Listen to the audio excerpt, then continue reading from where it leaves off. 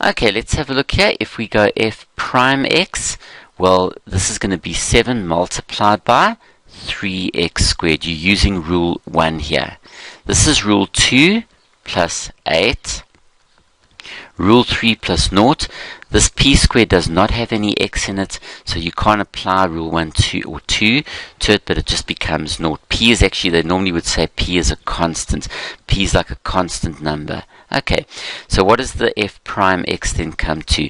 That's 21x squared plus 8. The gradients, the slope, the derivative, okay, the rate of change. Okay, now stay with us. We're going to get a little bit more complicated in the next lesson with the rates of change, with derivatives, and use rules of exponents. It's a good thing. Now stay with us, guys.